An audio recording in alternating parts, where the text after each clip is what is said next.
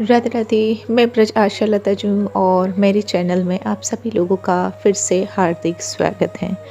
ब्रज के रसिक संतों में अगला चरित है श्री चैतन्य महाप्रभु जी। चैतन्य महाप्रभु जी वैष्णव धर्म के भक्ति योग के परम प्रचारक एवं भक्ति काल के प्रमुख कवियों में से एक हैं। इनका जो समय माना जाता है वो 18 फरवरी 1486 से लेके 1534 तक का माना जाता है। इन्होंने वैष्णवों के गौड़ीय संप्रदाय की आधारशिला रखी, भजन गायकी की एक नई शैली को जन्म दिया तथा राजनैतिक अस्थिरता के दिनों में हिंदू मुस्लिम एकता की सद्भावना को बल दिया, जाति पात ऊंच नीच की भावना को दूर करने की शिक्षा दी तथा विलुप्त वृंदावन को फिर से बसाया और अपने जीवन का अंतिम भाग वहीं व्यतीत किया। उनके द्वारा प्रारंभ किए गए महामंत्र नाम संकीर्तन का अत्यंत व्यापक व सकारात्मक प्रभाव आज पश्चिमी जगत तक में है। ये भी कहा जाता है कि यदि गौरांग न होते तो वृंदावन आज तक एक मिथक ही होता। वैष्णव लोग तो इन्हें श्री कृष्ण का राधा रानी के संयोग का अवतार मानते हैं। गौरांग के ऊपर बहुत से ग्रंथ लिखे गए हैं, जिनमें से प्रमुख श्री कृष्णदास कविराज गोस्वामी विरचित चैतन्य चरितामृत, इसके अलावा श्री वृंदावन दास ठाकुर रचित चैतन्य भागवत तथा लोचन दास ठाकुर का चैतन्य मंगल भी है। चैतन्य चरितामृत के अनुसार चैतन्य महाप्रभु का जन्म 1486 के फाल्गुन शुक्ला पूर्णिमा को पश्चिम बंगाल के नवद्वीप यानी कि नदिया नामक गांव में हुआ, जिसे अब मायापुर कहा जाता है। इनका जन्म संध्या काल में सिंह लग्न में चंद्र ग्रहण के समय हुआ था। उस समय बहुत से लोग शुद्धि की कामना से हरिनाम जपते हुए गंगा स्नान को जा रहे थे। तब विद्वान ब्राह्मणों ने उनकी जन्म कुंडली के ग्रहों और उस समय उपस्थित शगुन का फलादेश करते हुए यह भविष्यवाणी की कि यह बालक जीवन पर्यंत हरिनाम का प्रचार करेगा। यद्यपि बाल्यावस्था में इनका नाम विश्वंभर था, परंतु सभी इन्हें निमाई कहकर पुकारते थे, क्योंकि कहते हैं कि ये नीम के पेड़ के नीचे मिले थे। गौर वर्ण का होने के कारण लोग इन्हें गौरांग, गौर हरि, गौर सुंदर आदि भी कहते थे। इनके पिता का नाम जगन्नाथ मिश्र व माँ का नाम शची देवी था। निमाई बचपन से ही विलक्षण प्रतिभा संपन्न थे, साथ ही अत्यंत सरल, सुंदर व भावुक भी थे। इनके द्वारा की गई लीलाओं को देखकर हर कोई हतप्रत हो जाता था। बहुत कम आयु में ही निमाई न्याय व व्याकरण में पारंगत हो गए। इन्होंने कुछ समय तक नदिया में स्कूल स्थापित करके अध्यापन कार्य भी किया। निमाई बाल्यावस्था से ही भगवत चिंतन में लीन रहकर राम व कृष्ण का स्तुतिगान करने लगे थे। 15-16 वर्ष की अवस्था में इनका विवाह लक्ष्मी प्रिया के साथ हुआ। सन 1505 में सर्पदंश से पत्नी की मृत्यु हो गई। वंश चलाने की विवशता के कारण इनका दूसरा विवाह नवद्वीप के राज पंडित सनातन की पुत्री विष्णुप्रिया के साथ हुआ। जब ये किशोरावस्था में थे तभी इनके पिता का निधन हो गया। सन 1509 में जब ये अपने पिता का श्राद्ध करने गए तब वहाँ इनकी भेंट ईश्वरपुरी नामक संत से हुई। उन्होंने निमाई से कृष्ण कृष्ण रटने को कहा। तभी से इनका सारा जीवन बदल गया और ये हर समय भगवान श्री कृष्ण की भक्ति में लीन रहने लगे। भगवान श्री कृष्ण के प्रति इनकी अनन्य निष्ठा व विश्वास के कारण इनके असंख्य अनुयायी हो गए। सर्वप्रथम नित्यानंद प्रभु व अद्वैताचार्य महाराज इनके शिष्य बने। इन दोनों ने निमाई के भक्ति आंदोलन को तीव्र गति प्रदान की। इन्होंने अपने इन दोनों शिष्यों के सहयोग से ढोलक, मृदंग, झांझ, मजीरे आदि वाद्य यंत्र बजाकर व उच्च स्वर में नाच गाकर हरिनाम संकीर्तन करना प्रारंभ किया। हरे कृष्ण कृष्ण कृष्ण हरे हरे, हरे राम राम राम हरे हरे। यह 18 शब्दीय 32 अक्षरीय कीर्तन महामंत्र निमाई की ही देन है। इसे तारक ब्रह्म महामंत्र कहा गया। वह कलयुग में जीवात्माओं के उद्धार हेतु प्रचारित किया गया था। जब ये कीर्तन करते थे तो लगता था मानो ईश्वर का आह्वान कर रहे हैं। सन 1510 में संत प्रवर श्रीपाद केशव भारती से संन्यास की दीक्षा लेने के बाद निमाई का नाम कृष्ण चैतन्य देव हो गया। मात्र 24 वर्ष की आयु में ही इन्होंने गृहस्थ आश्रम का त्याग कर संन्यास ग्रहण किया। बाद में ये चैतन्य महाप्रभु के नाम से प्रख्यात हुए। संन्यास लेने के बाद जब गौरांग पहली बार जगन्नाथ मंदिर पहुँचे तब भगवान की मूर्ति देखकर ये इतने भाव विभोर हो गए कि उन्मत्त होकर नृत्य करने लगे। वह मूर्छित हो गए। संयोग से तब वहाँ उपस्थित प्रकांड पंडित सार्वभौम भट्टाचार्य महाप्रभु की प्रेम भक्ति से प्रभावित होकर उन्हें अपने घर ले गए। घर पर शास्त्र चर्चा आरंभ हुई, जिसमें सार्वभौम अपने पांडित्य का प्रदर्शन करने लगे। तब श्री गौरांग ने भक्ति का महत्व ज्ञान से कहीं ऊपर सिद्ध किया व उन्हें अपने षड्भुज रूप का दर्शन कराया। जय हो। सार्वभौम तभी से गौरांग महाप्रभु के शिष्य हो गए और वह अंत समय तक उनके साथ रहे। पंडित सार्वभौम भट्टाचार्य ने गौरांग की शत श्लोकी स्तुति रची, जिसे आज चैतन्य शतक नाम से जाना जाता है। उड़ीसा के सूर्यवंशी सम्राट गजपति महाराज प्रताप रुद्रदेव ने इन्हें श्री कृष्ण का अवतार माना और इनका अनन्य भक्त बन गए। चैतन्य महाप्रभु संन्यास लेने के बाद नीलांचल चले गए। इसके बाद दक्षिण भारत के श्रीरंग क्षेत्र व सेतुबंद आदि स्थानों पर भी रहे। इन्होंने देश के कोने कोने में जाकर हरिनाम की महत्ता का प्रचार किया। सन 1515 में विजयादशमी के दिन वृंदावन के लिए प्रस्थान किया। ये वन के रास्ते ही वृंदावन को चले। कहते हैं कि इनके हरिनाम उच्चारण से उन्मत्त होकर जंगल के जानवर भी इनके साथ नाचने लगते थे। बड़े बड़े जंगली जानवर जैसे शेर, बाघ और हाथी आदि भी इनके आगे नतमस्तक हो प्रेम भाव से नृत्य करते चलते थे। कार्तिक पूर्णिमा को ये वृंदावन पहुँचे। वृंदावन में आज भी कार्तिक पूर्णिमा के दिन गौरांग का आगमनोत्सव मनाया जाता है। यहाँ इन्होंने इमली तला और अक्रूट घाट पर निवास किया। वृंदावन में रहकर इन्होंने प्राचीन श्रीधाम वृंदावन की महत्ता प्रतिपादित कर लोगों की सुप्त भक्ति भावना को जागृत किया। यहाँ से फिर ये प्रयाग चले गए।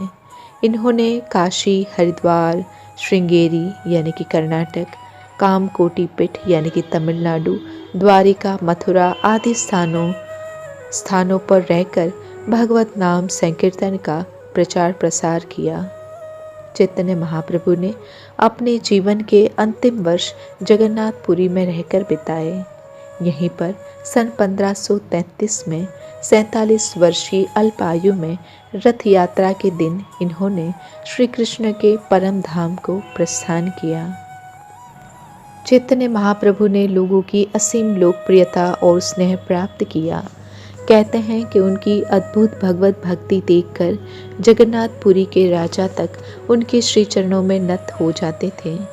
बंगाल के एक शासक के मंत्री रूप गोस्वामी तो मंत्री पद त्याग कर चैतन्य महाप्रभु के शरणागत हो गए थे।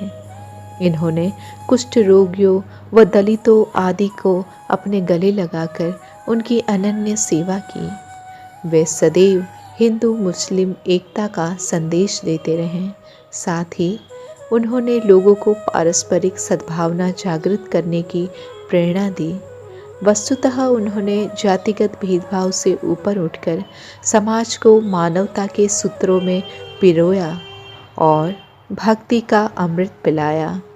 वे गौड़ीय संप्रदाय के प्रथम आचार्य माने जाते हैं। उनके द्वारा कई ग्रंथ भी रचे गए, किंतु आज शिक्षा अष्टक के सिवाय अन्य कोई ग्रंथ उपलब्ध नहीं है। उन्होंने संस्कृत भाषा में भी तमाम रचनाएं की। उनका मार्ग प्रेम व भक्ति का था। वे नारद जी की भक्ति से अत्यंत प्रभावित थे, क्योंकि नारद जी सदैव नारायण नारायण जपते रहते थे। उन्होंने विश्व मानव को एक सूत्र में पिरोते हुए यह समझाया कि ईश्वर एक है। उन्होंने लोगों को यह मुक्ति सूत्र भी दिया। कृष्ण केशव कृष्ण केशव कृष्ण केशव पाहि माम, राम राघव राम राघव राम राघव रक्षयाम। हिंदू धर्म में नाम जप को ही वैष्णव धर्म माना गया है और भगवान श्री कृष्ण को प्रधानता दी गई है। चैतन्य ने इन्हीं की उपासना की और नवद्वीप से अपने 6 प्रमुख अनुयायियों को वृंदावन भेजकर वहाँ 7 देवालयों की आधारशिला रखवाई। गौरांग ने जिस गौड़ीय संप्रदाय की स्थापना की थी, उसमें षड गोस्वामियों की अत्यंत अहम भूमिका रही। इन सभी ने भक्ति आंदोलन को व्यावहारिक स्वरूप प्रदान किया। साथ ही वृंदावन के 7 देवालयों के माध्यम से विश्व में आध्यात्मिक चेतना का प्रसार किया। रसिक कवि कुलचक्र चूड़ामणि श्री जीव गोस्वामी महाराज षड गोस्वामी गणों में अन्यतम थे। उन्होंने परमार्थिक निस्वार्थ प्रवृत्ति से युक्त होकर सेवा व जन कल्याण के जो अनेक कार्य किए, वह स्तुत्य हैं। चैतन्य महाप्रभु के सिद्धांत अनुसार हरि नाम में रुचि, जीव मात्र पर दया एवं वैष्णवों की सेवा करना उनके स्वभाव में था। वह मात्र 20 वर्ष की आयु में ही सब कुछ त्याग कर वृंदावन में अखंड वास करने आ गए थे। ये षड गोस्वामी थे। श्री गोपाल भट्ट गोस्वामी बहुत कम आयु में ही गौरांग की कृपा से यहाँ आ गए थे। दक्षिण भारत का भ्रमण करते हुए गौरांग 4 माह इनके घर पर ठहरे थे। बाद में इन्होंने गौरांग के नाम संकीर्तन में प्रवेश किया। श्री रघुनाथ भट्ट गोस्वामी सदा हरि कृष्ण का अनवरत जाप करते रहते थे और श्रीमद् भागवत का पाठ नियम से करते थे। राधा कुंड के तट पर निवास करते हुए प्रतिदिन भागवत का मीठा पाठ स्थानीय लोगों को सुनाते थे और इतने भाव विभोर हो जाते थे कि इनके प्रेमाश्रुओं से भागवत के पन्ने भी भीग जाते थे। श्री रूप गोस्वामी 1493 से लेकर 1564 का जन्म 1493 ईस्वी सन, तदनुसार 1415 शक संवत को हुआ था। इन्होंने 22 वर्षीय आयु में गृहस्थाश्रम त्याग कर दिया था। बाद में 51 वर्ष ये ब्रज में ही रहे। श्री सनातन गोस्वामी 1488 से लेकर 1558 चैतन्य महाप्रभु के प्रमुख शिष्य थे। इन्होंने गौड़ीय वैष्णव भक्ति संप्रदाय की अनेकों ग्रंथों की रचना की। अपने भाई रूप गोस्वामी सहित वृंदावन के 6 प्रभावशाली गोस्वामियों में वे सबसे ज्येष्ठ थे। श्री जीव गोस्वामी 1533 से 1540 का जन्म श्री वल्लभ अनुपम के यहाँ 1533 ईस्वी सन तद 1455 शक भाद्रपद शुक्ल द्वादशी को हुआ था। श्री जीव के चेहरे पर सुवर्ण आभा थी। उनकी आंखें कमल के समान थी व इनके अंग प्रत्यंग में चमक निकलती थी। श्री रूप गोस्वामी ने इन्हें श्रीमद् भागवत का पाठ कराया और अंततः ये वृंदावन पहुँचे। वहाँ इन्होंने एक मंदिर भी बनवाया। श्री रघुनाथ दास गोस्वामी युवा आयु में ही गृहस्थी का त्याग किया और गौरांग के साथ हो लिए थे। ये चैतन्य के सचिव स्वरूप दामोदर के निजी सहायक रहे। उनके संग ही इन्होंने गौरांग के पृथ्वी पर अंतिम दिनों में दर्शन भी किए। इन्होंने वृंदावन में 7 वैष्णव मंदिरों की स्थापना की। वे इस प्रकार हैं: गोविंद देव मंदिर, गोपीनाथ मंदिर, मदन मोहन मंदिर, राधा रमण मंदिर, राधा दामोदर मंदिर, राधा श्याम सुंदर मंदिर और गोकुलानंद मंदिर। इन्हें सप्त देवालय कहा जाता है। लोग चैतन्य को भगवान श्री कृष्ण का अवतार मानते हैं। इसके कुछ संदर्भ प्राचीन हिंदू ग्रंथों में भी मिलते हैं। श्री गौरांग अवतार की श्रेष्ठता के प्रतिपादक अनेक ग्रंथ हैं। इनमें श्री चैतन्य चरितामृत, श्री चैतन्य भागवत, श्री चैतन्य मंगल, अमीय निवाई चरित और चैतन्य शतक आदि विशेष रूप से उल्लेखनीय हैं। गौरांग की स्तुति में अनेक महाकाव्य भी लिखे गए हैं। इनका लिखा कोई ग्रंथ या पाठ नहीं उपलब्ध है, मात्र 8 श्लोक ही उपलब्ध हैं। इसे शिक्षाश्च कहते हैं। किंतु गौरांग के विचारों को कृष्णदास ने चैतन्य चरितामृत में संकलित किया है। बाद में भी समय समय पर रूप, जीव और सनातन गोस्वामियों ने अपने अपने ग्रंथों में चैतन्य चरित प्रकाश किया है। इनके विचारों का सार यह है कि श्री कृष्ण ही एकमात्र देव हैं। वे मूर्तिमान सौंदर्य हैं, प्रेम परक हैं। उनकी 3 शक्तियाँ परम ब्रह्म शक्ति, माया शक्ति और विलास शक्ति हैं। विलास शक्तियाँ 2 प्रकार की हैं। एक प्राभव विलास, जिसके माध्यम से श्री कृष्ण एक से अनेक होकर गोपिया से क्रीड़ा करते हैं। दूसरी है वैभव विलास, जिसके द्वारा श्री कृष्ण चतुर्व्यूह का रूप धारण करते हैं। चैतन्य मत के व्यूह सिद्धांत का आधार प्रेम और लीला है। गोलोक में श्री कृष्ण की लीला शाश्वत है। प्रेम उनकी मूल शक्ति है और वही आनंद का कारण है। यही प्रेम भक्त के चित्त में स्थित होकर महाभाव बन जाता है। यह महाभाव ही राधा है। राधा ही कृष्ण के सर्वोच्च प्रेम का आलंबन है। वही उनके प्रेम की आदर्श प्रतिमा है। गोपी कृष्ण लीला प्रेम का प्रतिफल है। श्री चैतन्य महाप्रभु के बचपन की कुछ लीलाएं हैं। अपने पहले बचपन के समय में जब भगवान ने चलने की कोशिश की तो उनके छोटे पैरों के निशान में भगवान विष्णु के विशिष्ट निशान दिखाई दे रहे थे, जैसे ध्वज, वज्र, शंख, मछली। इन सभी निशानों को देखकर उसके माता पिता को समझ नहीं आया कि ये निशान उनके घर में कैसे संभव हो सकते हैं। बाद में माँ शची को पता चला कि वे सभी निशान भगवान चैतन्य के तलवे पर थे।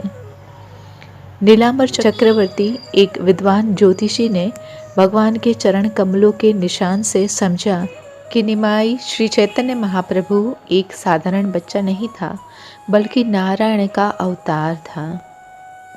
जैसे ही प्रभु अपने घुटनों पर रेंगने लगे, उन्होंने कई अद्भुत चीजें दिखाई। निमाई घुटनों के बल रेंग रहे थे, तभी आंगन में एक सांप रेंगता हुआ आया। भगवान ने इसे पकड़ लिया, बस एक और लीला करने के लिए। तब सर्प कुंडलित हो गया और भगवान सर्प की पीठ पर लेट गए। जब घर के निवासियों ने उसे देखा तो वो चिल्ला उठे, लेकिन भगवान शांति से मुस्कुराए और बहुत आराम से देख रहे सांप पर रुक गए। लोग चिल्ला रहे थे, जबकि निमाई के माता पिता चिंता में प्रतीक्षा कर रहे थे। सर्प, जो वास्तव में भगवान अनंत शेष यानी कि भगवान नारायण की विश्राम शैया थे, जब उन्होंने सभी रोने और हंगामे को सुना तो वे दूर खिसकने लगे। नन्हे निमाई ने उन्हें रोकने की कोशिश की, लेकिन महिलाओं ने दौड़कर निमाई को अपनी बाहों में समेट लिया। प्रभु एक बालक के रूप में अपनी सुंदर आंखों से बार बार रोते थे। हालांकि रोने का उनका वास्तविक उद्देश्य सभी को भगवान के पवित्र नाम का जाप कराने के लिए प्रेरित करना था। स्त्रियां उन्हें मनाने के लिए किसी न किसी प्रकार से प्रयत्न करती, परंतु प्रभु और भी अधिक रोते। फिर भी जैसे ही देवियों ने जप किया हरि हरि, प्रभु ने अति सुंदर चंद्रमा जैसे चेहरे पर एक मुस्कुराहट फैला दी। इस प्रकार यह जानकर कि जप ने चैतन्य महाप्रभु को प्रसन्न किया, हर कोई उनके कमरे में इकट्ठा होता और हमेशा अपने हाथों से ताली बजाते हुए भगवान हरि के नाम का जप करने लगता। इसलिए खुशी खुशी सभी ने सामूहिक जप करने लगे और शची देवी का घर लगातार भगवान के पारलौकिक नाम से गूंजता रहता। एक बार एक बहुत ही धर्मपरायण ब्राह्मण जो पूरे देश में भ्रमण कर रहा था, एक तीर्थ स्थान से दूसरे तीर्थ की यात्रा कर रहा था, नवद्वीप पहुंचा और जगन्नाथ मिश्र के घर में अतिथि बन गया। उन्होंने गोपाल मंत्र का जाप करके भगवान श्री कृष्ण की पूजा की और उन्होंने श्री गोपाल को अर्पित किए गए भोजन के अवशेषों के अलावा कुछ भी नहीं खाया। जगन्नाथ मिश्र ने उन्हें खाना पकाने की सारी सामग्री दी और ब्राह्मण ने उसका भोजन तैयार किया। जब ब्राह्मण ध्यान में भगवान बाल कृष्ण को भोजन दे रहा था, निमाई चैतन्य महाप्रभु उसके सामने आए और उसे खाने लगे और इस वजह से ब्राह्मण ने सोचा कि पूरी भेंट खराब हो गई है। इसलिए जगन्नाथ मिश्र के अनुरोध पर उन्होंने दूसरी बार खाना बनाया। लेकिन जब वे ध्यान कर रहे थे तो बच्चा फिर से उनके सामने आ गया और प्रसाद को फिर से खराब करते हुए खाने लग गया। जय हो। जगन्नाथ मिश्र के कहने पर ब्राह्मण ने तीसरी बार खाना बनाया, लेकिन इस बार बच्चे को एक कमरे में बंद कर दिया गया। लेकिन भगवान अपने भक्त से प्रसन्न थे और वह भोग ग्रहण करने की उनकी इच्छा को पूरा करना चाहते थे। इसलिए भगवान उनके सामने आए और सभी को सुलाकर भोजन करने लगे। ब्राह्मण इससे बहुत उत्तेजित हो गया और उसने सोचा कि भगवान बाल गोपाल उसके भोजन को स्वीकार करने के लिए तैयार नहीं है और इसलिए उसने उपवास करने का आदेश दिया। जब भगवान चैतन्य महाप्रभु ने उस उत्तेजित अवस्था में ब्राह्मण को देखा तो उन्होंने उससे अपना वास्तविक अवतार दिखाया और उससे कहा, पहले मैं यशोदा माता का पुत्र था। उस समय भी आप नंद महाराज के घर अतिथि थे और मैंने आपको इस प्रकार परेशान किया। मैं तुम्हारी भक्ति से बहुत प्रसन्न हूँ, इसलिए मैं वह खाना खा रहा हूँ जो तूने बनाया है। जय हो। भगवान की इस कृपा को जानकर ब्राह्मण बहुत प्रसन्न हुआ और कृष्ण के प्रेम से अभिभूत हो गया। वह भगवान का शुक्रगुजार था क्योंकि वह खुद को बहुत भाग्यशाली महसूस कर रहा था। तब भगवान ने ब्राह्मण से इस घटना को किसी और को न बताने के लिए कहा। ब्राह्मण ने आनंदपूर्वक नृत्य किया, गाया, हंसा और जोर से गर्जना की, भगवान बाल गोपाल की जय हो। चैतन्य महाप्रभु अपने बचपन में सोने के आभूषणों से विभूषित थे।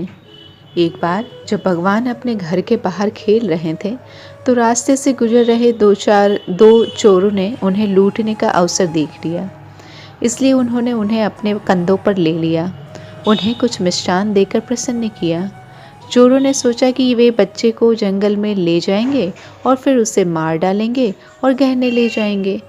तब भगवान ने चोरों पर अपनी मायावी शक्ति का विस्तार किया, यहाँ तक कि वे उन्हें जंगल में ले जाने के बजाय सीधे उनके घर के सामने आ गए। ये कुछ और बार जारी रहा। जब उन्हें यह पता चला तो वे डर गए क्योंकि जगन्नाथ मिश्र के घर के सभी लोग और उसी जगह के सभी निवासी बच्चे को खोजने में लगे हुए थे। इसलिए चोरों ने इसे खतरनाक समझकर उन्हें छोड़ दिया। बच्चे को बड़ी चिंता में डूबी माँ शची के पास वापस लाया गया और वह संतुष्ट हो गई। एक बार एक पंडित के घर एकादशी के दिन भगवान विष्णु के लिए विशेष प्रसाद बनाने की व्यवस्था थी। चैतन्य महाप्रभु ने अपने पिता से बीमार होने का नाटक करते हुए विष्णु प्रसादम मांगने के लिए वहां जाने को कहा। घर लगभग 2 मील दूर स्थित था। जब जगन्नाथ मिश्र चैतन्य महाप्रभु के अनुरोध पर प्रसाद मांगने गए तो वे थोड़े चकित हुए। लड़के को विशेष प्रसादम के बारे में कैसे पता चला? वे तुरंत इस निष्कर्ष पर पहुंचे कि निमाई के पास अलौकिक रहस्यवादी शक्ति होनी चाहिए। इसलिए उन्होंने तुरंत चैतन्य महाप्रभु को उनके पिता के माध्यम से भोजन भेजा। निमाई बीमार महसूस कर रहे थे, लेकिन विष्णु प्रसादम खाने के तुरंत बाद वे ठीक हो गए और उन्होंने प्रसादम को अपने साथियों के बीच वितरित किया। इस प्रकार प्रसादम की शक्ति का संकेत दिया। हरि बोल। शास्त्रों में भगवान श्री चैतन्य महाप्रभु के अवतरण की भविष्यवाणियाँ की गई हैं। कलयुग में बुद्धिमान लोग कृष्ण नाम के भजन में निरंतर रत रहने वाले अवतार की पूजा संकीर्तन द्वारा करते हैं। यद्यपि ये श्याम वर्ण के नहीं हैं, परंतु वे स्वयं श्री कृष्ण हैं। भागवत 11:5-32। प्रारंभिक लीलाओं में वे स्वर्णिम वर्ण के एक गृहस्थ के रूप में प्रकट होते हैं। उनके प्रत्यंग सुंदर हैं और चंदन का लेप लगाए हुए वे तप्त कांचन के समान दिखते हैं। अपनी अंत की लीलाओं में उन्होंने संन्यास स्वीकार किया एवं वे सौम्य एवं शांत हैं। वे शांति एवं भक्ति के उच्चतम आश्रय हैं, क्योंकि वे मायावादी अभक्तों को भी शांत कर देते हैं। महाभारत दान धर्म पर्व अध्याय 189। मैं नवद्वीप की पावन भूमि पर माता शची देवी के पुत्र के रूप में प्रकट होऊंगा। कृष्ण यमल तंत्र। कलयुग में जब संकीर्तन आंदोलन का उद्घाटन होगा, तब मैं शची देवी के पुत्र के रूप में अवतरित होऊंगा। वायु पुराण। निताई गौर हरि बोल। निताई गौर हरि बोल। निताई गौर हरि बोल।